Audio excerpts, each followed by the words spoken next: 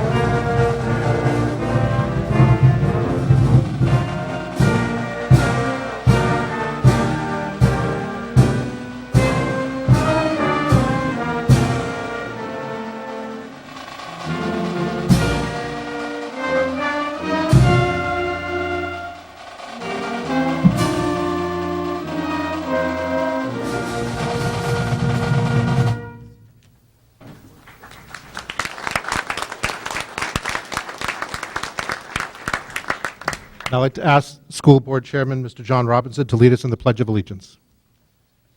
I pledge allegiance to the flag of the United States of America and to the republic for which it stands, one nation, under God, indivisible, with liberty and justice for all.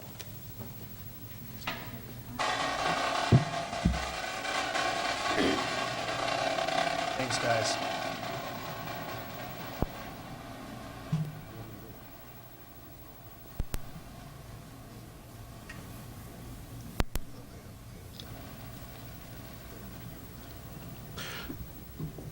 We're going to take a break for a moment while we just clear the line of voters outside to come in, okay? Thank you.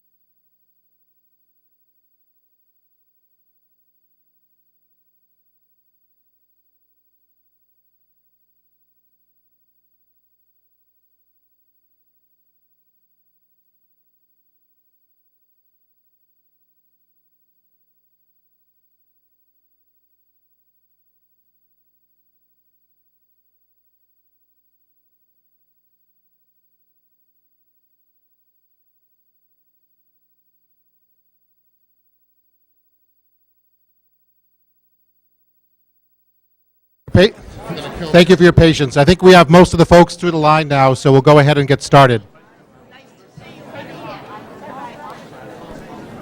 Two important announcements before we begin. First, in terms of fire evacuation, there are exits located on either side of the hallway as well as the entrance that you came through. If the fire alarm should sound, we ask you to please, in an orderly fashion, get up and exit the building. You remember that from your school days, right? Secondly, your voter card tonight. When you checked in, if you're a registered voter, you should have received one of these voter cards. Please keep it with you at all time. If you need to exit to go to the restroom, please take it with you. If you decide to leave the meeting before the end, please take it with you. This is to ensure that we have a fair vote and that we have one person per vote. You cannot vote for your spouse. You cannot vote for your neighbor. They have to be here to vote at a time the vote is taken. So appreciate your patience, your cooperation on that. I'm Bob Sarr. I'll be the moderator this evening. I just want to introduce the tables. Peter Currow, actually Peter Currow's over here, the school business administrator. Graham Gordon, the school district attorney. Nate Greenberg, superintendent. Steve Young, school board member.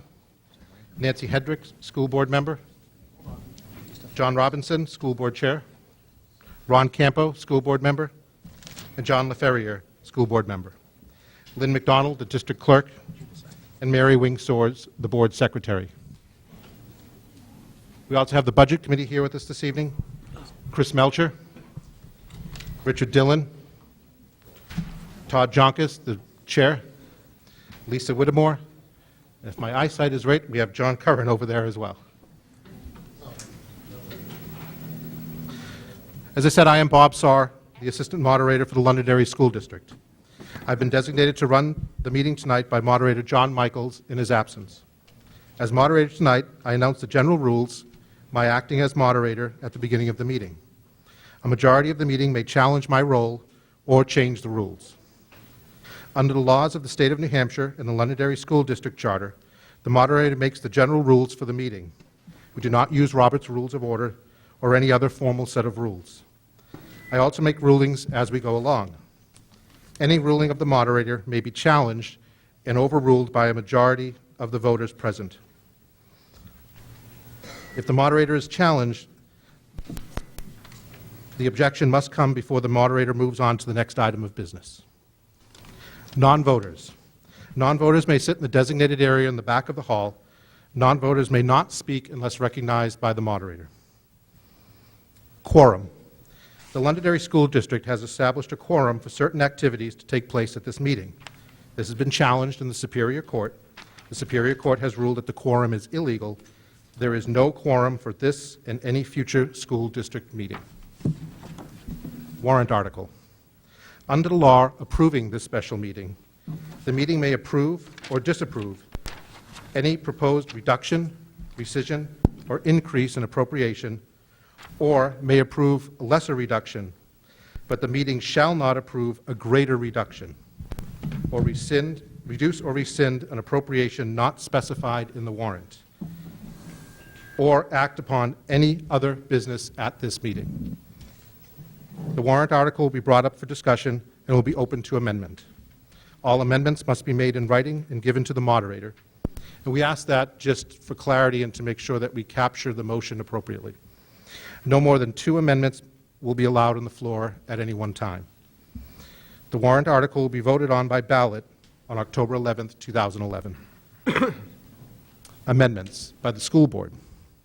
The school board members shall be recognized immediately prior to the discussion of the first warrant article for the purpose of making and discussing one or more amendments to the warrant article. If a majority of the school board votes for any amendment, the article shall be so amended. Other amendments. At the time the article is discussed, voters may make further amendments. The article, as amended, shall be then placed on the official ballot on October 11th, 2011. All amendments must be in writing and given to the moderator. Speaking, no one may speak until they are recognized by the moderator.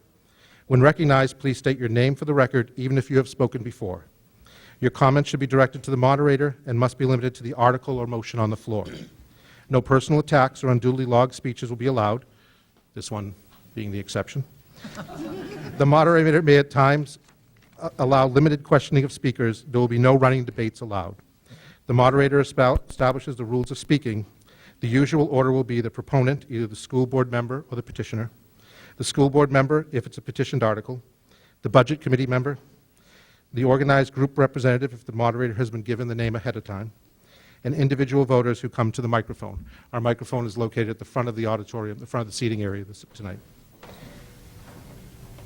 The moderator will recognize speakers at the microphone and generally will not recognize the person to speak for a second time unless all other persons waiting to speak a first time have spoken. So if you come up and had your say and you want to say something else, you need to let all the new speakers finish first. Limiting debate. The moderator will not allow any type of motion to limit debate until there has been an opportunity for discussion on all sides of the issue. Thereafter, a motion to move the previous question will be accepted. Such a motion requires a two-thirds vote to pass. If two-thirds want the discussion to stop, it will. Voting. Most votes will take place by hand votes in which you will raise your voter card. When any 5 voters request a written ballot for a vote, or when more than 7 voters request a written vote after the vote was announced, but before the moderator moves on to the new business, a written ballot will be taken. A written ballot will be taken by the use of the alphabetical ballots you were given when you came in. They will be deposited into the ballot boxes we have right here. And you need to mark those ballots with either a yes or a no. Just to reiterate, it's a crime to vote more than once or to use somebody else's ballot. You cannot vote using the ballot of a spouse or a friend. Motions you should know. Move the previous question. This ends debate. It causes an immediate vote to be taken on the pending motion or amendment. It requires a second. It requires two-thirds vote to pass, and it's not debatable. Motion to restrict reconsideration. This motion limits the ability of the meeting to reconsider or discuss any warrant article or vote previously taken at the meeting. It requires a second. It is not debatable. The vote to restrict reconsideration ensures that once an action has been taken at a meeting, people can leave the meeting and not worry about a handful of voters late in the meeting will reverse or overturn a previous action. For those of you who are into history, that's the way Londonderry and Derry separated into 2 separate towns. Nobody restricted reconsideration of the vote. Motion to reconsider. This motion allows a new debate and vote on something that was previously discussed and voted on. It requires a second, and it is debatable. Motion to table. No motion to table will be accepted at this meeting. Other items, no smoking is allowed in the building. If you are unfamiliar with what is going on, do not be afraid to ask the moderator or assistant. We will do our best to help. Any questions or motions at this time? Seeing no challenges to my role as moderator of these rules, the meeting will proceed under these rules.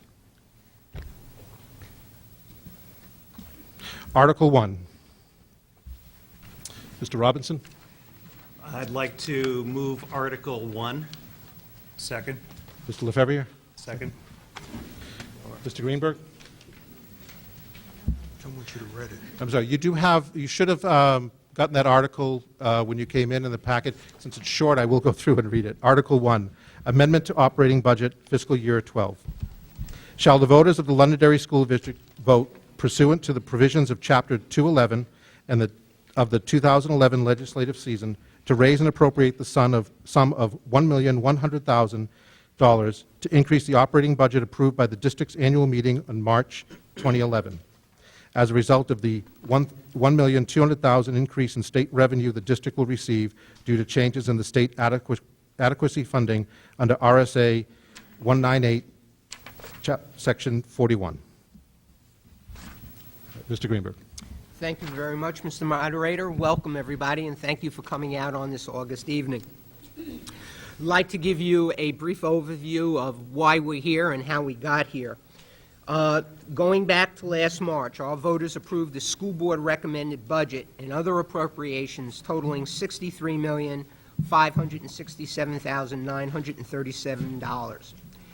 During the budget process, positions were eliminated due to enrollment trends, and positions were also eliminated due to economic climate and reduced state aid. At that point in time, we anticipated we would be losing $1.2 million in adequacy money. We also, at the same time, anticipated, based on information that we had been given from the state, that the state would be picking up 35% of the employer's contribution to retirement. That's the equivalent of $1.4 million. After the school district meeting, the state, during its budget process, made several key decisions that left unaddressed would severely impact the level of service approved in March and expected by the citizens in the school district. Why is the special election necessary? Within weeks after the approval of the school district warrant, the state had proposed to eliminate any reimbursement to teacher retirement, creating a $1.4 million hole in the FY12 budget. That was the budget that was initially presented by the governor. That money doesn't show up on the revenue side or the appropriation side. The way that works is the retirement contribution from the state goes from the state treasury to the retirement. So what we do is we predicate our budget based on paying only 65% of the state retirement money. The other 35% is paid by the state. So to address the issue as that went forward, we had to freeze on top of the positions that we had already cut, which was 93 positions, an additional $1.4 million worth of positions and services, because we are legally obligated to pay that employer share of the money. As the state continued its budget discussions, it restored an additional $1.2 million in revenue to the school district. In other words, they increased the adequacy amount by $1.2 million. The district, due to its form of government and charter, can only spend those dollars approved at the March election or any special election. Therefore, in order for us to use the additional dollars of revenue to provide the services and programs that people believe they were going to get in March, we have to have a special election that allows us to increase the appropriation to balance off the additional revenue to cover the shortfall based on retirement situation. In this case, the source of revenue is the additional dollars in adequacy grant from the state, not the local tax rate. At the end of June, the legislature concluded its budget process, creating the following situation. Local communities will not pay the entire cost of retirement for police, fire, and teachers due to structural changes in the retirement funding.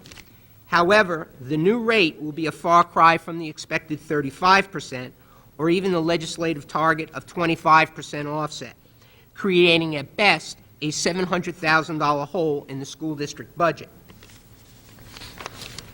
In addition to the retirement issue, the following changes also occurred in federal and state funding. A reduction in IDEA money, that's special ed money, by $89,000. The state also reduced its contribution to vocational tuition and transportation. That totals another $90,000. And it reduced aid in Title II-A funding, the federal government, another $23,000. That brings us to a total of at least $900,000 as a best-case scenario. The funds for retirement, transportation, etc. are mandated costs and must be paid. Therefore, an approval vote at the October 11th meeting is required to bring back the level of programs and services approved at the March 2000 election. So in essence, what we're asking for is for the community to move money from the revenue side, the additional revenue we have received, $1.1 million out of the $1.2, and increase the appropriation side by $1.1 to allow us to provide the same programs and services that people believed they were going to get when they approved the school board budget in March. We can't just take the additional revenue and move it over to the appropriation side. The situation, in summary, is as follows. The net result of the actions of the state regarding retirement are going to give us at least, we anticipate, a $700,000 expenditure on the appropriation side that we had not anticipated. There's an additional $200,000 that was not anticipated that we also have to pay. Simultaneously, there are two court cases presently regarding the retirement system. One that is being brought by the state employees, teachers, and other members of the retirement system, claiming that the 2% increase in employee rate, which is basically what the state is counting on to get close to the 25%, is illegal. Secondly, there's another suit by the old retirement trustees regarding the rate that was initially set by the state to pay. So potentially, we're not going, somewhere during the course of the year, if in fact those court cases are found in favor of the plaintiff, we are going to be in trouble. That's going to create a problem for us, a financial problem for us. Secondly, the calculation on the 2% increase in the employee rate probably won't be completed till January, because they have to run individual figures on every single employee who is in the state retirement system to see how much additional money that 2% generates. So we have what you could call a perfect storm, to put it mildly. So what we're trying to do is simply get back to where we were in March when you approved the budget. The net result of the actions, by transferring, giving us permission, in essence, to spend 1.1 of the 1.2 additional revenue, will be a net decrease in the tax rate of 3 cents from what was voted on in March, and allow us to maintain the programs and services that everybody approved on the March vote. So we're not looking to put new positions in, new programs, or new services. We're trying to get back to where we were when the budget was approved in March. So in essence, the state taketh away and the state giveth, and we're just looking to take the giveth and put it where they took it away. Is really where it comes back, what it comes down to. There is some significant issues here too, because in truth in advertising, here's what we also did. Because the vote, the way our charter is set up, the vote will not be till October 11th. So part of what when we froze positions, a number of those positions were elementary positions, secondary positions, guidance positions, nursing positions, special ed positions. We also froze elementary after-school activities, everything from intramurals to after-school music. We froze middle school athletics. We froze freshman sports, among other things, summer school. As we looked at our budget, because of various staff transfers and people leaving, we had $300,000 in teacher turnover. We have frozen $200,000 worth of equipment accounts, and we're freezing another $100,000 worth of spending so that we could put elementary teachers in the classroom. We've also hired a number of people at will, meaning that if, in fact, the October 11th vote doesn't go in a positive way, or there's a negative action taken this evening, they will be, in essence, dismissed. Right? What we didn't want to do is set up elementary classrooms and then on October 11th have to reconfigure everything. So a no vote on this will also mean that those positions that we've given contracts to will stay, but we won't buy any new equipment. We'll run into a significant issue regarding substitutes because we always use the teacher turnover money to cover our substitute account because we always under budget it, and we'll have to make additional cuts across the board. It will also mean, too, that the second semester after-school activities, everything from the after-school music programs at the elementary level, middle school athletics, freshman sports, will be eliminated, and the only way those things would be able to be run would be if people did fundraising. So it's a significant impact on the program. So the bottom line is, what we're really asking for is the additional revenues came in, money that we didn't believe we had to spend because the state had initially promised to cover 35%. We've got to move this money over to the appropriation side so that we can meet all of our obligations, provide the same programs and services that we told everybody we were going to provide at the deliberative session and at the March vote, and at the same time, because we're using the state money to fill in that hole, the tax rate will go down by 3 cents. That's where we are. Thank you, Mr. Greenberg. Now I'd like to recognize Todd Jonkus of the Budget Committee for their recommendation. Thank you. After a number of after a number of discussions, special meetings, both with just the Budget Committee as well as with the school board, numerous conversations with the school district to find out and finally get to the bottom of what Nate just confused us all with. But sorry, Nate. But after our own discussions, we came to the conclusion that, look, we unanimously support the reappropriation, I call it reappropriation, of this 1.1 million of the 1.2 million of this unexpected additional state adequacy aid to be used for the shortfall on the retirement side. Whatever the actual number ends up being, it's kind of a moot point from the standpoint of the utilization of this 1.1 million. And let me explain further, but before I do, we strongly recommend that the voters vote to simply approve the use of these funds for the state shortfall in the retirement for a few key reasons.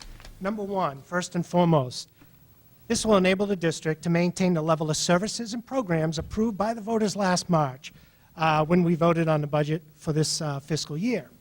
It's what we already voted on, that level that we were already at. It's simply to maintain the level of services and programs and staff and everything that goes along with it that the voters already voted on. This will enable that to continue without any further cuts. Two, to not approve the use of these funds to pay for a shortfall would result in cuts in programs, services, staff to compensate for the shortfall, as I just alluded to, that this additional revenue from the state would otherwise pay for, that 1.1 million. If the voters approve the use of the 1.1 million to pay for this shortfall, as an added bonus, guess what? We get 100K back, straight back to our taxes in the form of a 3 cents per thousand on the next year. So next year we get 3 cents per thousand, and that 100K is basically the 1.2 less the 1.1. They're giving us an extra 1.2. They're saying we don't need 1.2. They're saying we only need 1.1. Let's go with that.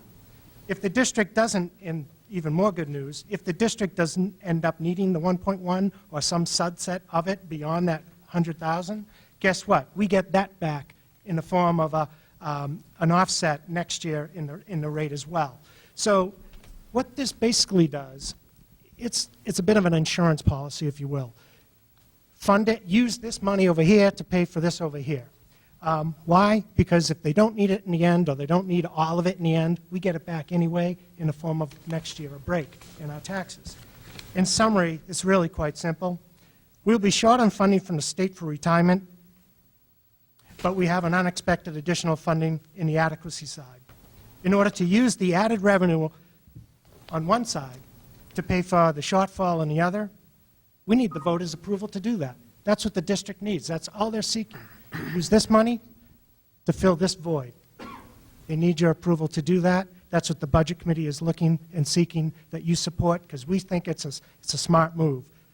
To not vote for the use of these funds will result in less services, program and staff reductions, and unnecessary disruption to the school district at large, all of which can easily be avoided by approving the use of the 1.1 million that I just spoke about.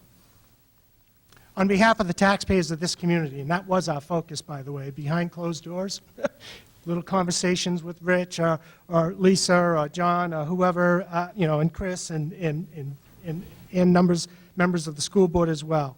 When you have these one-on-ones and you learn more, the more you learn about it, the more you realize this is really a no-brainer.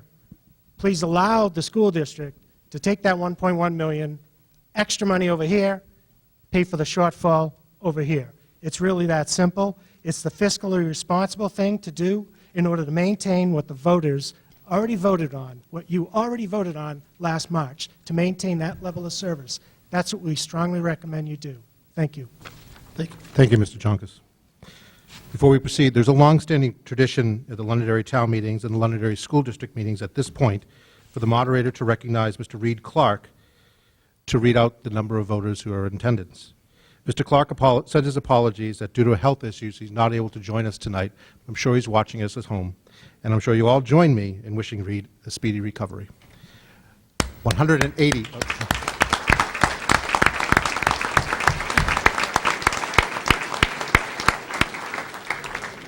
And so for Reed, there's 180 people here. Thank you. This yes was my guess. Before we proceed, are there any amendments to the article from the, do you have an amendment, ma'am? No, Okay. Are there any amendments from the school board? Okay. Seeing no amendments, we'll proceed. I'd like to recognize Mrs. Nancy Hendricks, school board, for a presentation.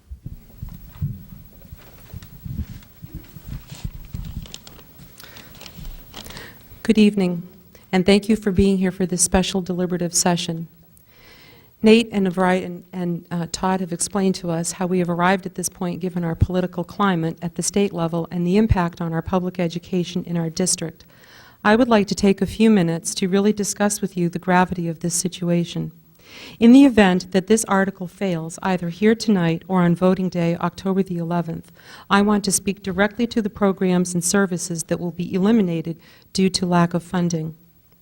Actually, there's quite a list of reductions, but from our intents and purposes this evening, I'm going to highlight a few that I feel are very vital to our district.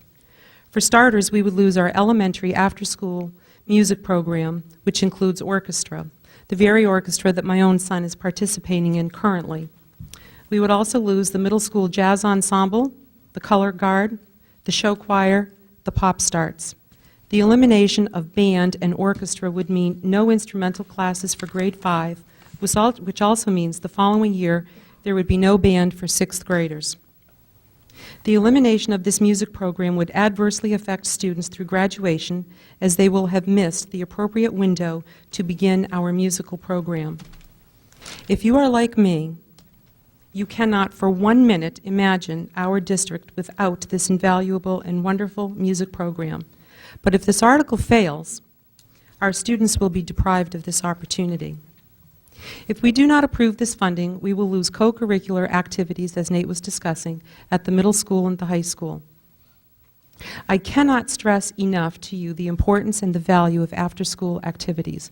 The middle school students are released at 2:35, and the high school is released at 1:58 in the afternoon. I would venture to say that the vast majority of parents in this district have jobs whose day ends long after 2 o'clock and long after 2:30, bringing them home in some cases as late as 6 o'clock or later, particularly if they're commuting to Boston or the Boston area. The research has shown that teens are the most vulnerable between the hours of 3 and 6 p.m.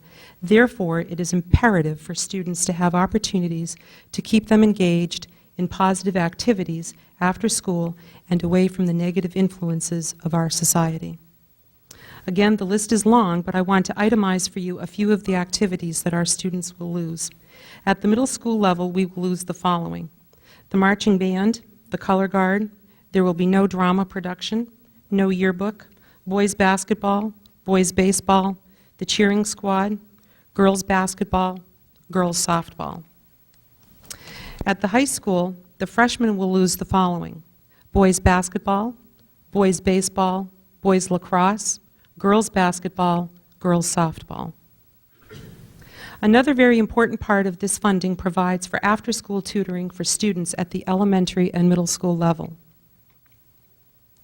These tutoring services are available for students who need extra help in math, reading, or language arts. Sometimes students run into situations where they may have challenges understanding a mathematical concept. Maybe they need assistance reading, or understanding sentence structure, or help with their writing. These tutoring services are designed to help students get the help they need in order to move forward and be successful in our district. The list goes on, and I would be remiss if I didn't mention that presently we have some faculty and staff that are considered to be employees at will that will be affected in the event that we do not approve this funding. If this article fails here this evening, tomorrow these individuals will be out of a job. If this article fails on October the 11th, these individuals will be out of a job on October the 12th.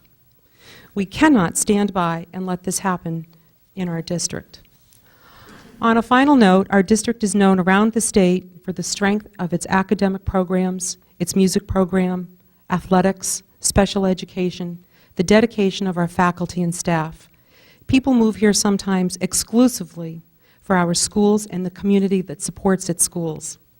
I believe that it is our responsibility to provide every opportunity for our students so that they can compete on the world stage, pursue careers that they find fulfilling, and be prepared for the world beyond Londonderry. I would ask that you support this article in the manner that it is presented this evening to you and is recommended by your school board and your budget committee. Thank you. Thank you, Mrs. Hendricks. With that, is there any discussion from the floor? Sir, could you please come to the microphone? If you could just announce your name, please. Thank you. Al Baldasal, 41 Hall Road. I got a few questions, and I just want clarification because there's some, and I mean, I was in the beginning on the fence, and now I'd like to support this here. But first of all, my first question, does this add to the default budget for next year? Because I know Peter Curls told me it doesn't, and I'm reading on somebody's site that it does. Peter? Yes, it would. It would. It would. It would. Al, It- I'm sorry, go ahead. Okay. Al, you know, the default budget is predicated on all those expenses that we're contractually obligated to provide, minus one-time expenses. This would increase the default number. There's no doubt about it. But keep in mind, too, that that's offset, just as this is offset by the fact that we're getting an additional $1.2 million in adequacy. So the impact on the tax rate has been muted, in fact, decreased because of that. So what's happened really is that, as you know, the change in the retirement system, that money didn't show up on either side, but it was paid, but it was still an obligation. The fact that the state is not doing the 35% on the retirement, but gave us the additional revenue, that offsets it. So the impact on the tax rate is, in this case, is a 3 cents drop because we're not using all of the money. But it does increase the default budget. But please remember that the last budget process, the budget that we brought in, that was approved by the voters, was $303,000 less than last year's budget and approximately $2.7 million below the default number. So I think this board, over the last 8-9 years, budget has come in either at or below default. And so they've been, I think, very fastidious in not only providing appropriate programs and services for students, but also doing it in a cost-effective way. And in ways in which they've done that is by putting in significant cost-saving measures. And I'll give you just two. One, the development of our in-house special education programs is going to save us $6 million next year. We've had an energy management program that's been in place for 9 years, and that saves us on an average $300,000 a year. So that the board has put in place a number of cost containment activities to provide a very cost-efficient and at the same time a high-quality program. Okay, now my next question is basically, and I want to justify who the state is, okay? And the reason why is the governor a few years ago, in the majority that was in place, dropped it from 35 to 25. Correct. We all knew come budget season that was the law, 25%. We as legislators and Senator Sharon Carson stood in the school board and told you 25%. It is not, we don't have the money to go 35%. So my concern is just in my own mind, because your legislators, and I'm wondering who the state is, fought to, to make sure we got that money. Who is the state? We get official state figures when we establish From the who? budget. From the state. Meaning the school education board or state No, legislators? in this case, Al, every year, we get a letter from the New Hampshire Retirement System telling us what our rates are for the different levels of retirement. Group 1, fire, police, teachers, and employees. We were told, and I actually showed you the letter we got from them in July. Yes. As we begin our budget process, they told us what the rates were going to be for your upcoming budget year, and those are the rates that we used. So by the time you and Senator Carson came in to us, our budget was all done. Right.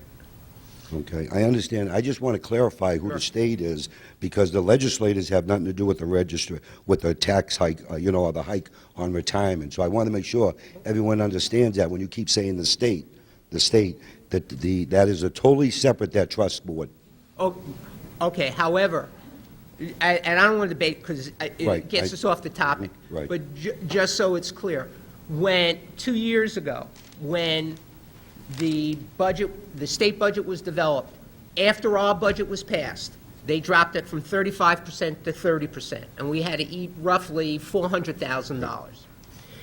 Then they told us at that time that it was going to go from 30 down to 25 for the next fiscal year. So when they told us that, when we put our budget together, we put it together based on the fact that the state was going to pay 25% of the employer rate. Same time, the legislature said that the next year, it was going to go back to 35%. So the letter that we got from the retirement board was predicated on the previous legislature's promise to go back to the 35%.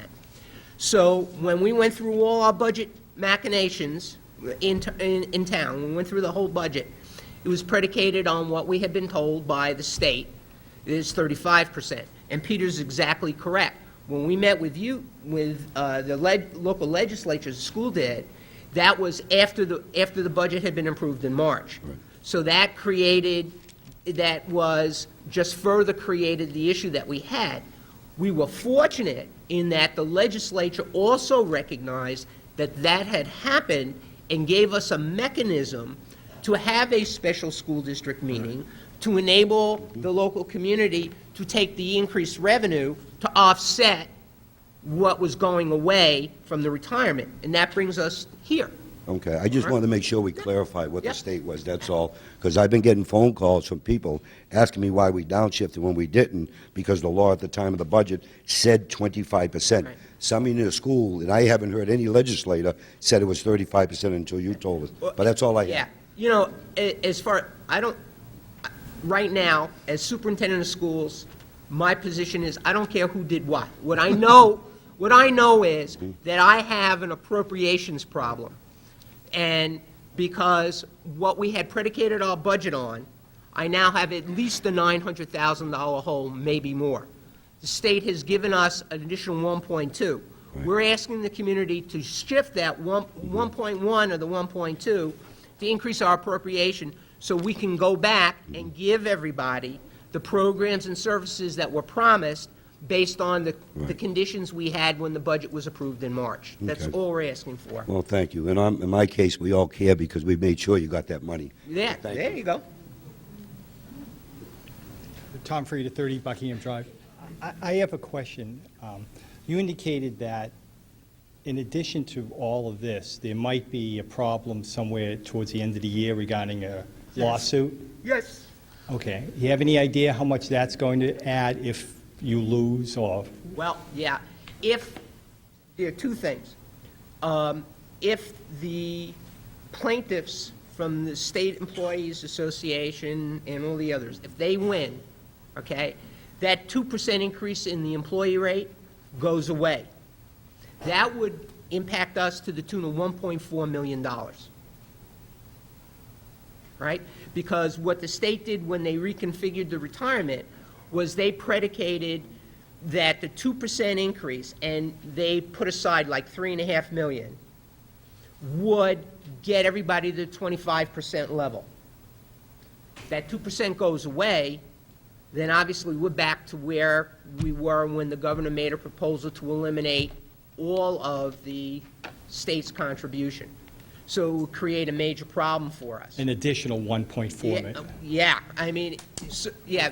If it's downshifted. If it's downshifted to us, yes, Tom. So the problem we have is if we shift, actually the solution for us is shifting the increased adequacy to fill that hole so that even if that lawsuit goes in the plaintiff's favor, we're okay. Because and as you know, if I issue an employee a contract now and the money goes away in February, I'm still obligated to pay that employee. I can't just say, you're gone. So it creates a significant spending issue for us. So if the state loses that lawsuit, that's a problem. If the old trustees win their lawsuit, then that becomes another problem because then the employer rate will go up. because the old trustees are saying, correct me if I'm wrong, that the employer rate that was set by the new trustees is actuarially too low. So And we're how kinda how much caught is in- that one? Huh? If you lose that one approximately? Yeah, so what we're trying to do, simply, and as Todd mentioned, is we're trying to manage risk to the benefit of our kids. So we have the additional adequacy money, and what we're asking for is 1.1 or the 1.2, so that we can provide the level of programs and services that everybody thought they were going to get when they approved the budget in March. That's really all we're doing here. It provides us with insurance, and it provides us with protection to allow that to occur. Because if we don't have that money, and not only the reductions we'll have to make now, we could be in worse shape come January or February if now the employer rate goes up, then we still are legally obligated to cover that cost. So then that's more money that we're legally obligated to pay with a finite amount of dollars. So it's just like at home, if all of a sudden your oil prices go through the roof and all I've got to spend is I'm exaggerating here, let's say $500 budgeted for oil, and now the price is $800, the only way I'm going to have to heat my house is I got to cut $300 worth of whatever else I was going to spend to cover the oil price. Same thing with us. That's the best analogy I can give. Thank you.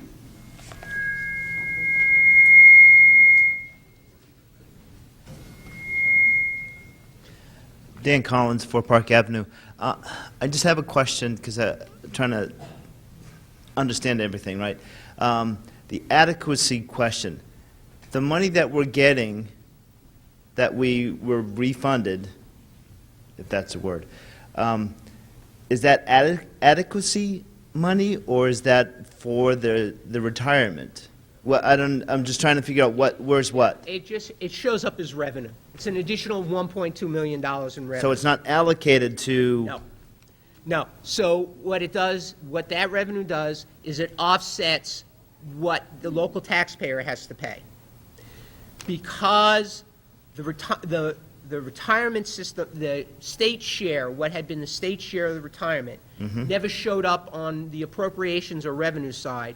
It simply went from one state agency to the other and was reflected in the rate we paid as employers. So if the rate was 19% and the state was picking up 35%, we would only pay 35% of that 19%, we paid 65% of the 19%, which we would have, what we had budgeted was 9%, 9.03.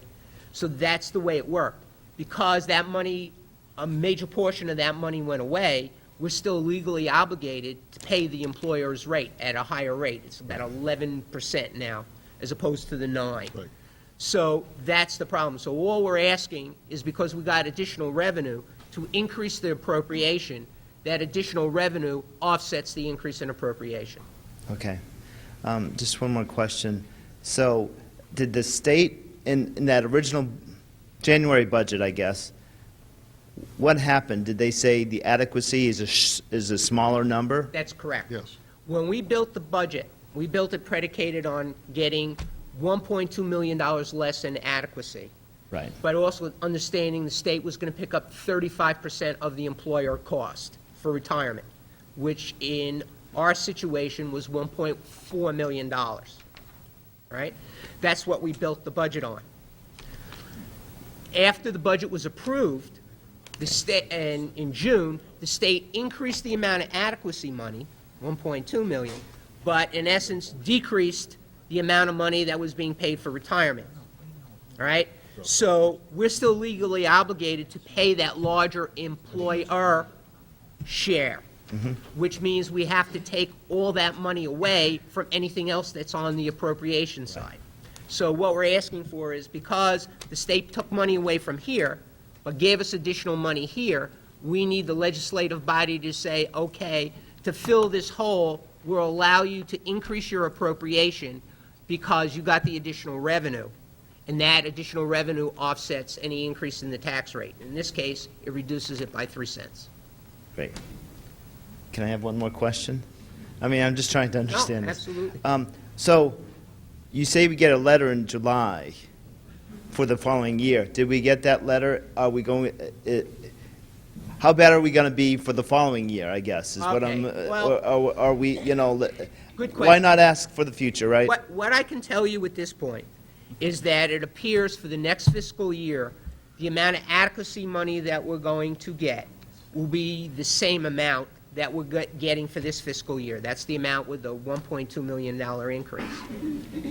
For sure, there are going to be changes on the retirement side, but we, at least at that point in time, we will have a chance to budget based on that. Right. The problem is, when we did the budget, we were under the impression that the state was picking up 35%.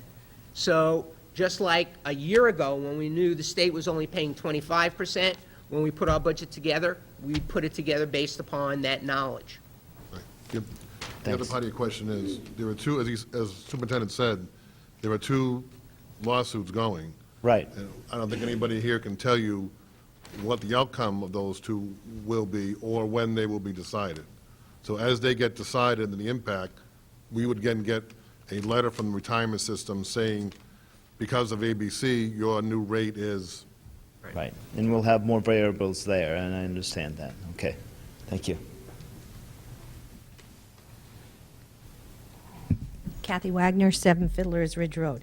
So basically, what happened here is the state said we had to pay more in retirement, but kept the adequacy funding due to the court order, because they have to do that. So it's kind of like a shell game. So my question is this. We've got lawsuits going on with retirement, so we have no clue next year if we're going to be having to pay more. And if a constitutional amendment is done by the legislature, and it gets changed to the Constitution, that'll affect our adequacy funding, correct? It would, but not for next fiscal year. Okay. So for fiscal year 13, which is what budget that we're going to start working on next week, a constitutional amendment won't impact it because We'll have a year.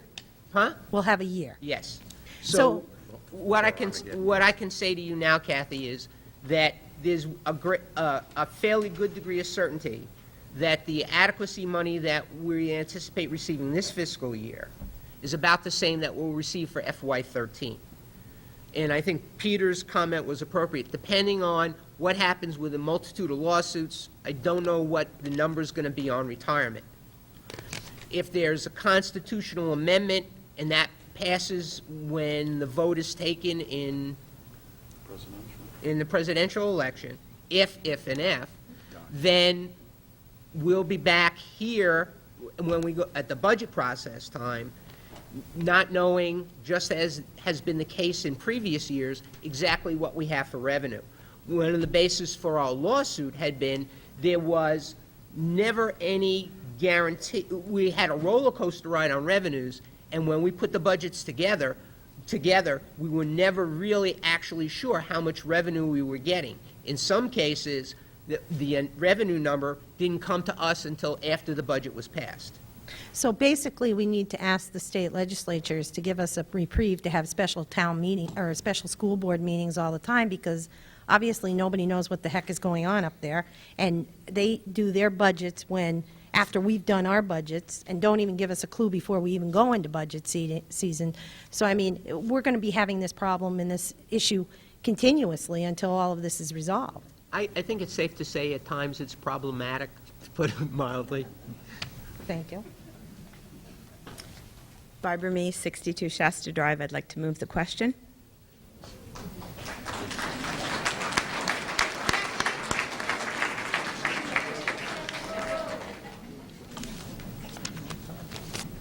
you feel set? Joy Dean O'Connor from 18 Gordon Drive. I'm just wondering, can I bring up something? That motion has not been seconded, so yes, good, you may. good. Oh, Yeah, it has. okay, thank you. Okay, so I was listening. I'm sorry. You never asked for a second. Okay. Yeah. There was a second. Do we have a second? All in favor of moving the question, please signify by raising your voter cards. You're out. Okay. Seeing two-thirds of the voter cards raised, the motion is moved. Take the opposition. Bob, you got to say opposed? Pardon me? All those in favor, all those I'm opposed? sorry, all those opposed? All those opposed to moving the question. So if you've already voted yes, you cannot vote no. Okay, so the motion is moved. That's it. We're done? No. Yeah, motion to adjourn. Yeah, I'm sorry. Yes, I'm sorry. I'm catching up with them. Excuse me a moment. So the motion has been moved as presented by the school committee. Since there were no amendment, the article will be placed on the October 11th, 2011 ballot. How are they going to vote? I'm sorry. This is why John Michaels needs to... I appreciate your patience. I'm sorry. Well done. So, yes, sir. Sorry, go ahead, Tom. With regard to the previous vote you just took, we had somebody approaching the mic when no second had been made, and wouldn't, by rule of the meeting, wouldn't that person be allowed to speak since that second hadn't been made? Yeah, to be fair, Tom, there were hands raised to second the motion, although I had not recognized them. So I think that the intent of the audience the second was clear. I had not stated that there was a second, though. So I think it's clear that there was a second. I think since it was obvious that more than two-thirds voted, it's... I would just be in favor of letting the people speak if they need to speak, and the motion hadn't been seconded. Thank you. I'm sorry. Go ahead. Al Baldessau, again, 41 Hall. Can I make a motion to reconsider to give this resident who took the time to come here an opportunity to speak?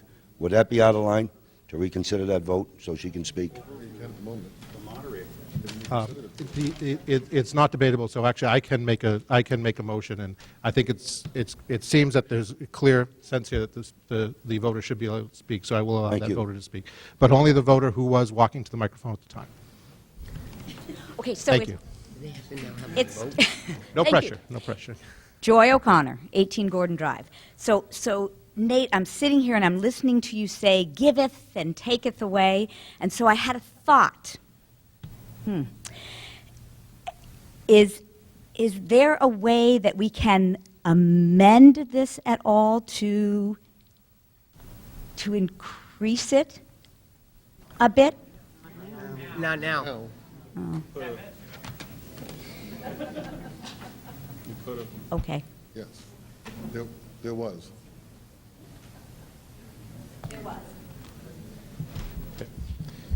So now we have a motion on the floor for this article, No. and it's been moved. So I now need a vote for this. No, you're all done. Okay, I'm sorry. No. Yes, we're done. Motion to adjourn. Seeing no amendments, the article will be placed on the October 11th, 2011 ballot. Thank you. Hey, No, the school, because it was presented by the school board, we don't vote. she moved to vote. Does she move to explain it? It's an official ballot vote. It's an official ballot vote, yes. No. Gordon, you want to explain it, so? Gordon? I'd like to make the motion. State your name, please, I'm sorry. David Allen, with a G. I'd like to make the motion to restrict the reconsideration. I second that. Okay. Oh, my God. Yes, I'm sorry. No. But, go ahead, good. No, you don't. No, because there were no amendments, I'm sorry, I'll just ask the school district attorney, but because there were no amendments, there is no vote. But I'm sorry, go ahead. Folks, there's no vote on the article today. The vote on the article is going to take place on October 11th. The question here is whether or not you're going to amend it or not. The motion was called. The vote on the motion to call the question was ruled on by the moderator as being in the affirmative, as a two-thirds majority vote, as pursuant to the fact that it was announced rules of the meeting. The motion was called. As a result, the question has been called. Debate on the question has been ended. The moderator has ruled that the motion, as it was read and moved, will appear on the ballot on October 11th as written. Your meeting's done. I'm sorry, could you approach the microphone, state your name if we're going to recognize This is a you? deliberative session. That's correct. Okay. It's a deliberative session of your charter form of government. You don't finally vote on the article here at this meeting. You vote on it by official ballot. Okay? Thank you, Gordon. He didn't take his motion to restrict. Okay. This meeting is adjourned. Point of order there, Mr. We can't get a vote just to make sure